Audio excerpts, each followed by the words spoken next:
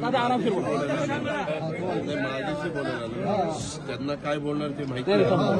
शांतपणे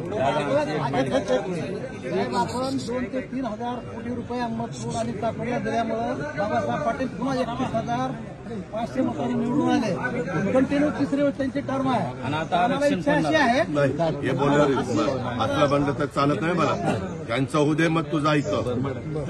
आमची सर्वांची अहमदपूरची इच्छा आहे की यावेळेस आपण मंत्रिमंडळामध्ये स्थान देऊन अहमदपूरचा सन्मान करावा एवढी सर्वांची विनंती आहे. दादा मी ओबीसीचा कार्यकर्ता आहे. शिवाजी खांडेकर माजी सभापती आणि माझ्यापेक्षा संचालक. ओबीसी पैकी 60% ओबीसीनं आपल्या पाठीशी खंबीरपणे उभा टाकली अहमदपूर. आणि आता आरक्षण पडणार आहे आमच्या मतदारसंघावर गाठीवचं. त्याच्यामुळे बाबासाहेब पाटील साहेबांना एवढीच वेळ चान्स आहे की आपण यावेळेस मंत्रिपद देऊन आम्हाला आमच्या पाठीवर मायाचा थाप मारावा एवढीच विनंती. जीवाचं रान पडत्या काळाची दादा तुमच्या दादा मुस्लिम समाजाची ओर से चाकूर तालुक्याच्या वतीने मी विनंती करतो. आपण गेल्या 2 वेळेस साहेबांच्या प्रेमाखात राहिला आणि आमची ऊर्जा सर्वांची वाढवली. साहेबांना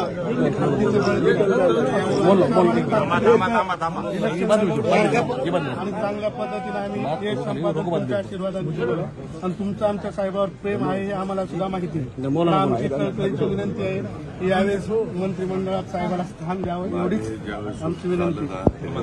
सगळे ग्रुपमध्ये थांबाय फोटो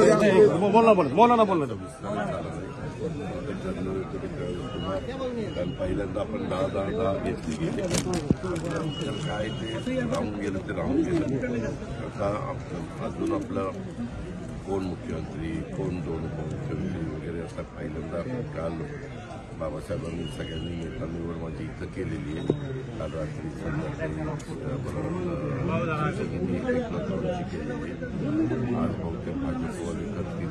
नंतर आम्ही तिथं बसू इतरांची पण चर्चा करून पहिल्यांदा मंत्री म्हणजे अस्तित्वात कसे येईल ते बघू आणि त्याच्यानंतर मंत्रिमंडळ अशा पद्धतीनं.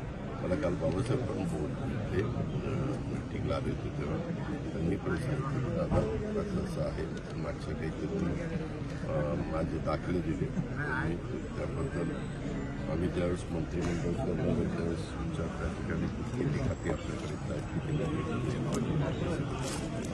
दादा तेवढंच करावं.